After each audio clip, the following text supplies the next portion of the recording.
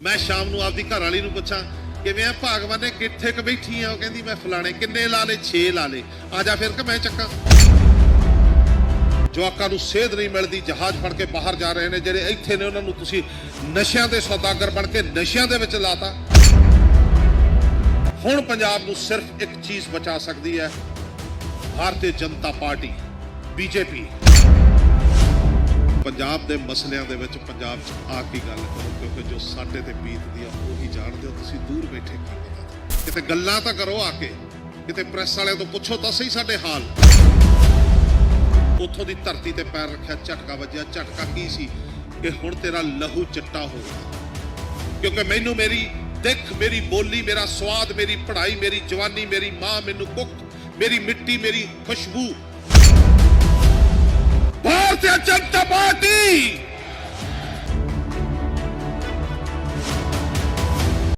लोग मेरे नाल मेरे अपने नाराज ने उन्हां दी नाराजगी नूं दूर करदिआं मैं बस प्यार दा स्नेहा देना चाहुंदा ओए छड्डो पंजाबीओ आओ झात मारीए पिछले 75 सालां दे इतिहास ते आओ सोचीए असीं पंजाब कित्थे सी साडे गीत साडे बोल साडे किस्से कहानियां साडे जज्बात साडी उड़ान साडी सोच किते अगाह असी ओ धरू तारे वांगू चमकदी स्टेट सी जिहड़ी भारत वर्ष नूं अनाज पैदा करके दिंदी सी ते सिरमौर कहाउंदी सी और अज अफसोस 29 चों 23वें नंबर ते असी बैठे हां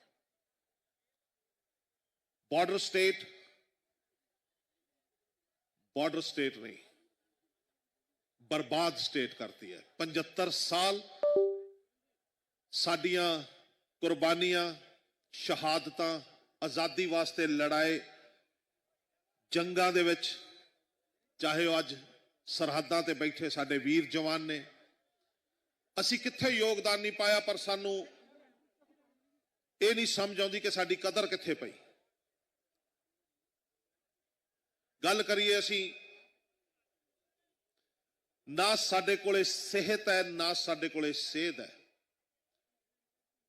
नाम चाहे कुछ होर है पर मैं सब तो मेरा वड्डा दर्द जिहड़ा पंजाबियां दा वो ये है कि बठिंडे तो तुरन वाली ट्रेन जिहड़ी बीकानेर नूं जांदी आ उहनूं कैंसर ट्रेन कहिंदे ने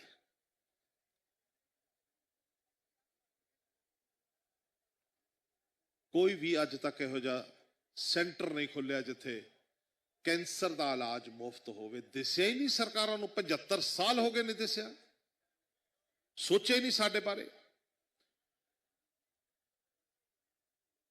खेती प्रधान सूबा साडा पंजाब और सानू डाइवर्सिफिकेशन नहीं दे सके एक डाइवर्सिफाई नहीं कर सके क्योंकि मैं खुद किसान दा बेटा और मैनू एक कहिंदियां होया बहुत शर्म महसूस हुंदी है कि 10 जून नूं जदों असीं चौल लाउने आ ਤਾਂ ਇੱਕ ਦਿਨ ਦੇ ਵਿੱਚ ਅਸੀਂ ਆਪਣੇ ਪੰਜਾਬ ਦੇ ਖੇਤਾਂ ਨੂੰ ਇੰਨਾ ਫਲੱਡ ਕਰਦੇ ਆ ਪਾਣੀ ਨਾਲ ਜਿੰਨਾ ਲੁਧਿਆਣੇ ਸ਼ਹਿਰ ਨੂੰ 35 ਸਾਲ ਚ ਚਾਹੀਦਾ ਸ਼ਰਮ ਆਉਂਦੀ ਹੈ ਪਰ ਸਾਡੇ ਕੋਲੇ ਹੋਰ ਵਿਕਲਪ ਨਹੀਂ ਬਚਿਆ ਸਾਡੇ ਕੋਲੇ ਕੋਈ ਰਾਹ ਨਹੀਂ ਛੱਡਿਆ ਰਾਹ ਛੱਡਣਾ ਤੇ ਬਣਾਉਣਾ ਕਿਹਨੇ ਸੀ ਸਰਕਾਰਾਂ ਨੇ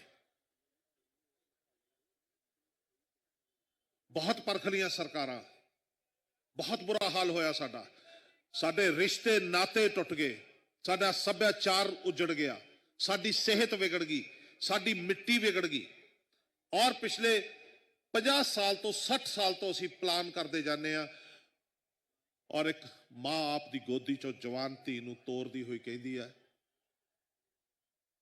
कि जा पुत साडी धी हुण कनेडा बाकी अमरीका बाकी न्यूजीलैंड बाकी पर जाके उत्थे करदी की है किहड़े हालातां च रहिंदी है उस मां तो पुछया जाणीए जिहड़ी आपदी जवान धी नूं कदे चुल्हे ते नहीं बुलाया जदों उहने किते कमरे चों नहीं निकलण दित्ता उहनूं शर्म हया दीआं सारियां हद बन्नियां दे अंदर रखण दी कोशिश कीती है ते अज उस जवान धी नूं या उस जवान पुੱਤ ਨੂੰ ਜਿਹੜਾ ਕੱਲਾ ਕੱਲਾ ਪਹਿਲਾਂ 5-7 ਹੁੰਦੇ ਸੀ ਹੁਣ ਕੱਲਾ ਕੱਲਾ ਪੁੱਤ ਹੈ ਉਹਨਾਂ ਨੂੰ ਅਮਰੀਕਾ ਕੈਨੇਡਾ ਭੇਜਦੇ ਨੇ ਕਿਉਂ ਇਹ ਨਲਾਇਕੀ ਇਹ ਸਾਡੀ ਉਡਾਨ ਨਹੀਂ ਉੱਥੇ ਡਾਲਰ ਨਹੀਂ ਲੱਗਦੇ ਉੱਥੇ ਵੀ ਪੱਤੇ ਹੀ ਲੱਗਦੇ ਨੇ ਦਰਖਤਾਂ ਨੂੰ ਮਿਹਨਤ ਕਰਨੀ ਪੈਂਦੀ ਆ ਪਰ ਸਾਡੇ ਕੋਲੇ ਇੱਥੇ ਮਿਹਨਤ ਕਰਨ ਵਾਸਤੇ ਸਰਕਾਰਾਂ ਨੇ ਸਾਡੇ ਪੱਲੇ ਛੱਡੇ ਹੀ ਕੱਖ ਨਹੀਂ ਸਾਡੇ ਕੋਲੇ ਕੁਝ ਨਹੀਂ ਹੈ ਫੋਕੀਆਂ ਟੌਰਾਂ ਨੇ कुछ नहीं है। आओ ਆਹ ਦੇਖੀਏ 1986 ਦੇ ਵਿੱਚ ਇੱਕ NDPS ਐਕਟ ਦੇ ਵਿੱਚ ਸੋਧ ਹੋਈ, ਨਸ਼ਿਆਂ ਦੇ ਖਿਲਾਫ ਇੱਕ ਸੋਧ ਹੋਈ। ਜੇ 249 ਗ੍ਰਾਮ ਤੁਹਾਡੇ ਕੋਲੇ ਨਸ਼ਾ ਹੈ ਤਾਂ ਇਹ ਮੰਨਿਆ ਜਾਂਦਾ ਕਿ ਅਸੀਂ ਉਹਨੂੰ ਮੈਂ ਖਾਣ ਵਾਸਤੇ ਰੱਖਦਾ ਤੇ ਉਹ ਕਮਰਸ਼ੀਅਲ ਨਹੀਂ ਹੈ ਤੇ ਮੈਂ 1 ਮਹੀਨੇ ਬਾਅਦ ਜ਼ਮਾਨਤ ਲੈ ਸਕਦਾ। ਜੇ 251 ਗ੍ਰਾਮ ਹੈ ਫਿਰ ਮੈਂ 6 ਮਹੀਨੇ ਬਾਅਦ ਜ਼ਮਾਨਤ ਲੈ ਸਕਦਾ। ਉਹ ਡਿਸਕ੍ਰਿਸ਼ਨ ਹੈ, ਮੈਨੂੰ ਜ਼ਮਾਨਤ ਮਿਲਦੀ ਹੈ ਜਾਂ ਸਜ਼ਾ ਮਿਲਦੀ ਹੈ ਜਾਂ ਨਹੀਂ ਮਿਲਦੀ, ਉਹ ਵੱਖਰੀ ਗੱਲ ਹੈ।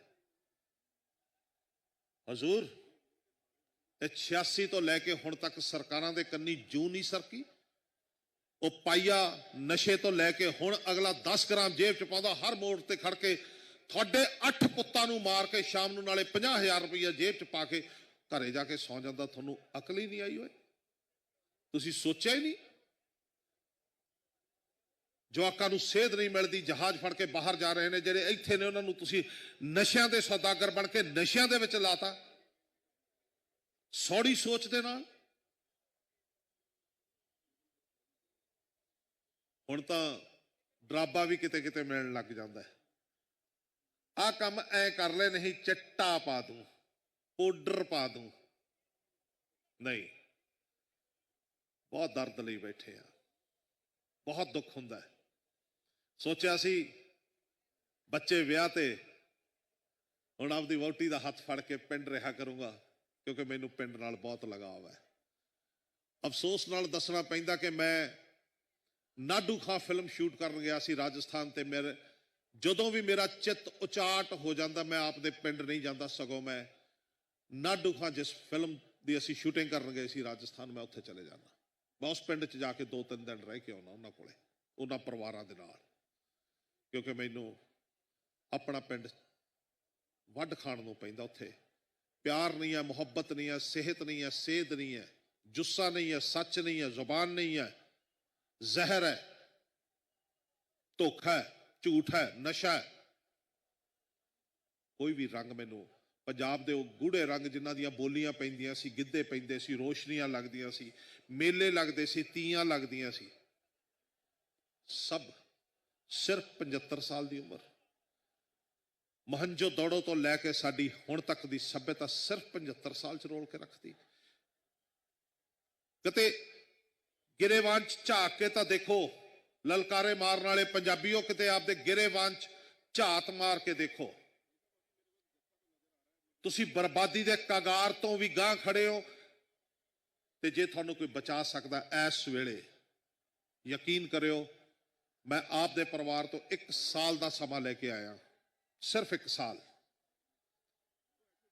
ਇਸ ਇਲੈਕਸ਼ਨ ਦੇ ਵਿੱਚ ਹੁਣ ਪੰਜਾਬ ਨੂੰ ਸਿਰਫ ਇੱਕ ਚੀਜ਼ ਬਚਾ ਸਕਦੀ ਹੈ, ਭਾਰਤੀ ਜਨਤਾ ਪਾਰਟੀ, BJP।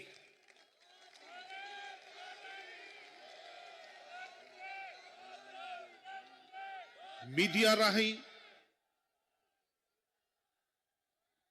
ਇਸ ਜਨ ਸੈਲਾਬ ਰਾਹੀਂ ਮੇਰੇ ਵਿਚਾਰ ਪੰਜਾਬੀਆਂ ਤੱਕ ਜ਼ਰੂਰ ਪਹੁੰਚਾ ਦਿਓ। ਮੈਂ ਹਰ ਘਰ ਹਰ ਦਰ ਜਾਣਾ ਚਾਹੁੰਦਾ। ਮੈਂ ਤੁਹਾਡੇ ਚੋਂ ਹੀ ਹਾਂ, ਮੈਂ ਮੁਨਕਰ ਨਹੀਂ ਹਾਂ ਕਿ ਮੈਂ ਪੰਜਾਬੀ ਨਹੀਂ ਹਾਂ, ਮੈਂ ਪੰਜਾਬੀ ਹਾਂ। ਕਿਸਾਨ ਪਰਿਵਾਰ 'ਚ ਜੰਮਿਆ ਔਰ ਕਿਸਾਨ ਪਰਿਵਾਰ ਦਾ ਬੇਟਾ ਹੀ ਰਹੂੰਗਾ ਔਰ ਕਿਸਾਨ ਪਰਿਵਾਰ ਦਾ ਪੁੱਤ ਹੀ ਮਰੂਗਾ ਜਿੱਦਣ ਮੈਂ ਮਰੂੰਗਾ। ਲਿਖਿਆ ਜਾਊਗਾ, ਮੈਂ ਬਦਲ ਨਹੀਂ ਲੱਗਿਆ। ਮੈਂ ਇਲੈਕਸ਼ਨ ਵੀ ਲੜ ਸਕਦਾ ਸੀ, ਸ਼ਾਇਦ ਕਿਤੇ ਨਾ ਕਿਤੇ ਮੇਰੇ ਦਿੱਗਜ ਵੀਰ ਜੀ ਹੋਣੀ ਉਹਨਾਂ ਨੇ ਆਫਰ ਕੀਤਾ ਸੀ। ਨਹੀਂ, ਮੇਰੇ 'ਚ ਹਿੰਮਤ ਨਹੀਂ ਹੈ, ਹਲੇ ਹੌਸਲਾ ਨਹੀਂ ਹੈ ਕਿ ਮੈਂ ਤੁਹਾਡੀਆਂ ਗੱਲਾਂ ਦਾ ਜਵਾਬ ਦੇ ਸਕਾਂ। ਮੇਰਾ ਕੱਦ ਬੁੱਤ ਬਹੁਤ ਛੋਟਾ ਹੈ ਹਲੇ ਇਸ ਪਾਰਟੀ ਦੇ ਵਿੱਚ, ਇਸ ਸਿਆਸੀ ਪਾਰੀ ਦੇ ਵਿੱਚ, ਇਸ ਸਿਆਸਤ ਦੇ ਵਿੱਚ।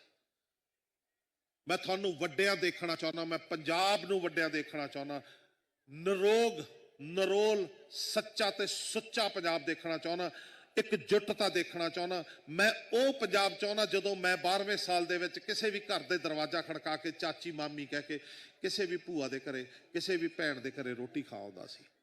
ਹੁਣ ਨਾ ਮੈਨੂੰ ਉਹਦੀ ਕੌਲੀ ਤੇ ਯਕੀਨ ਆ ਤੇ ਨਾ ਮੈਨੂੰ ਉਹਨੂੰ ਮੇਰੇ ਤੇ ਯਕੀਨ ਆ।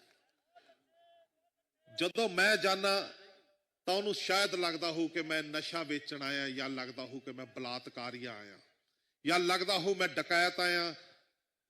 ਨਹੀਂ, ਫਿਰ ਪੱਕਾ ਹੀ ਆ ਕਿ ਇਹ ਬੰਦਾ ਹੁਣ ਸਾਡੇ ਚੁੱਲ੍ਹੇ ਤੇ ਸਿਆਸੀਆਂ ਰੋਟੀਆਂ ਸੇਕਣ ਆਇਆ। ਨਹੀਂ, ਮੈਨੂੰ ਵੀ ਯਕੀਨ ਨਹੀਂ, ਮੈਨੂੰ ਲੱਗਦਾ ਕਿਤੇ ਉਹ ਮੇਰੀ ਭੈਣ, ਉਹ ਮੇਰੀ ਮਾਂ, ਉਹ ਮੇਰੀ ਚਾਚੀ, ਉਹ ਮੇਰੀ ਮਾਸੀ ਗਾਇਬ ਹੋ ਗਈ, ਮੇਰੇ ਤੇ ਗਲਤ ਇਲਜ਼ਾਮ ਲਾ ਕੇ ਮੈਨੂੰ ਬਦਨਾਮ ਨਾ ਕਰ ਦੇ। ਮੈਂ ਬਾਹਰ ਖੜਾ ਤੇ ਉਹ ਅੰਦਰ ਬੈਠੀ ਹੈ, ਉਹਨੂੰ ਵੀ ਭਰਾ ਚਾਹੀਦਾ, ਚਾਹੀਦੀ ਭੈਣ ਮੈਨੂੰ ਵੀ ਹੈ, ਪਰ ਵਕਤ ਨੇ ਪੜਾ ਐਡਾ ਵੱਡਾ ਕਰਤਾ ਸਾਡੇ 'ਚ, ਪਾੜਾ ਐਡਾ ਵੱਡਾ ਪਾਤਾ। ਅਸੀਂ ਦੇਖ ਸਕਦੇ ਹਾਂ, ਅਸੀਂ ਗੱਲ ਕਰ ਸਕਦੇ ਹਾਂ, ਪਰ ਅਸੀਂ ਗੱਲ ਨਹੀਂ ਕਰ ਸਕਦੇ, ਅਸੀਂ ਜਜ਼ਬਾਤੀ ਗੱਲ ਨਹੀਂ ਕਰ ਸਕਦੇ, ਅਸੀਂ ਢਿੱਡੋਂ ਨਹੀਂ ਪਿਆਰ ਇੱਕ ਦੂਜੇ ਨੂੰ ਜਤਾ ਸਕਦੇ। ਇਹੋ ਜਿਹਾ ਮਾਹੌਲ ਸਾਡੇ ਸਾਹਮਣੇ ਖੜਾ ਕਰਤਾ ਸਿਰਫ 70-75 ਸਾਲ ਦੀਆਂ ਇਹਨਾਂ ਸਰਕਾਰਾਂ ਨੇ। ਹਾਂ, ਕਸੂਰ ਸਰਕਾਰਾਂ ਦਾ, ਪਰੋਸਿਆ ਜਾਏਗਾ, ਕਿਤੇ ਨਾ ਕਿਤੇ ਖਾਣਾ ਪਏਗਾ। ਜੇ ਮੇਰੇ ਸਾਹਮਣੇ ਗੰਦ ਪਰੋਸਿਆ, ਜਾਂ ਤਾਂ ਮੈਂ ਭੁੱਖਾ ਮਰ ਜਾ, ਐਡਾ ਮੈਂ ਡਿਟਰਮਿੰਡ ਨਹੀਂ ਹਾਂ, ਮੈਨੂੰ ਭੁੱਖ ਲੱਗਦੀ ਹੈ, ਮੈਨੂੰ ਖਾਣ ਨੂੰ ਕੁਛ ਚਾਹੀਦਾ, ਤੇ ਫਿਰ ਜਦੋਂ ਗੰਦ ਪਰੋਸਿਆ ਹੋਇਆ ਤਾਂ ਗੰਦ ਵੀ ਤਾਂ ਖਾਣਾ ਹੀ ਪੈਣਾ।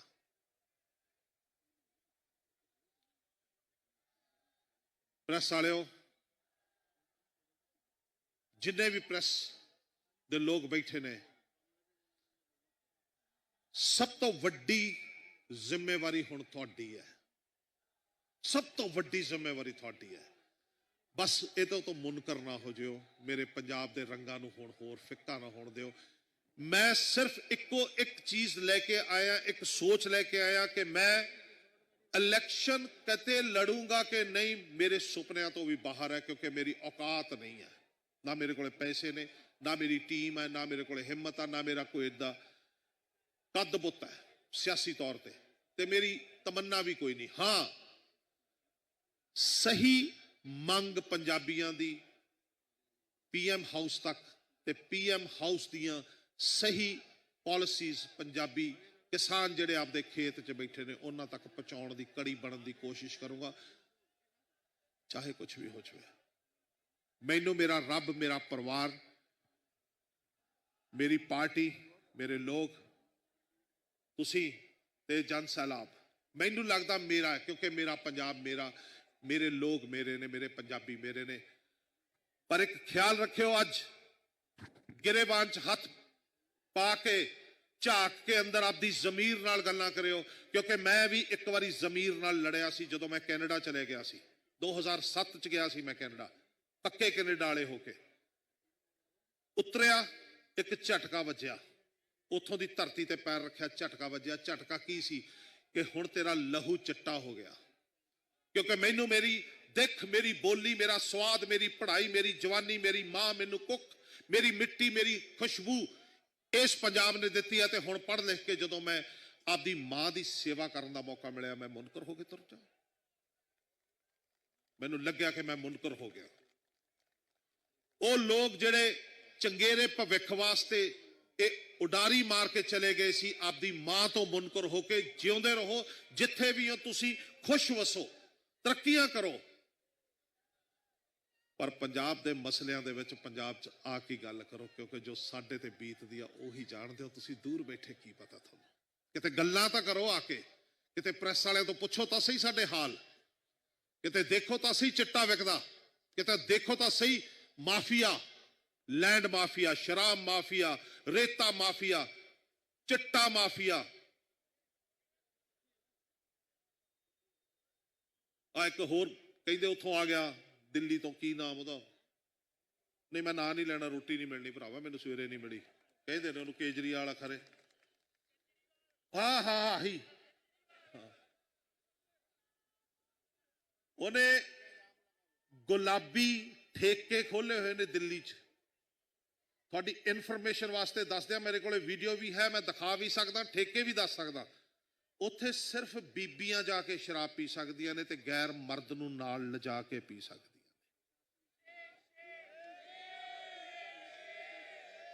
ਇਹ ਕਲਚਰ ਲੈ ਕੇ ਆਉਣਾ ਚਾਹੁੰਦੇ ਨੇ, ਸਾਨੂੰ ਸਿਖਾਉਂਦੇ ਨੇ। ਜਿੱਥੇ ਪਾਈ ਹੋਈ ਕਬੱਡੀ ਦੀ ਧੂੜ ਉੜਦੀ ਦੂਰੋਂ ਦਿਸਦੀ ਹੈ,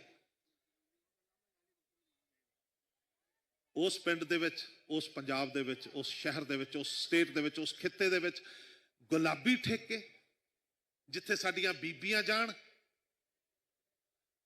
ਮੈਂ ਸ਼ਾਮ ਨੂੰ ਆਪਦੀ ਘਰ ਵਾਲੀ ਨੂੰ ਪੁੱਛਾਂ ਕਿਵੇਂ ਆ ਭਾਗਵਾਨੇ, ਕਿੱਥੇ ਕ ਬੈਠੀ ਆ, ਉਹ ਕਹਿੰਦੀ ਮੈਂ ਫਲਾਣੇ। ਕਿੰਨੇ ਲਾ ਲੇ? 6 ਲਾ ਲੇ। ਆ ਜਾ ਫਿਰ ਕਿ ਮੈਂ ਚੱਕਾਂ। ਆਹ ਕਲਚਰ ਚਾਹੁੰਦੇ ਹੋ ਤੁਸੀਂ?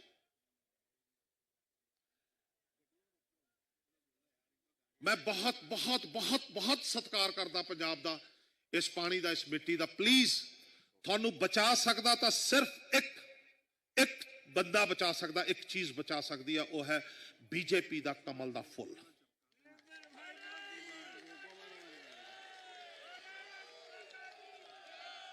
सिर्फ दिन कुछ रह गए ने, दिन 10 रह गए, 8 रह गए। घरे ना बैठे हो जिवें अज इत्थे बिना सद्दे तो आए हो, उवें अपने अपने मुहल्लियां च, बिहियां च, घरां च पैर फड़ लो, अंदर वड़ जाओ ते पैर फड़ लो अपनियां मावां दे, धीआं दे, पुत्तां दे।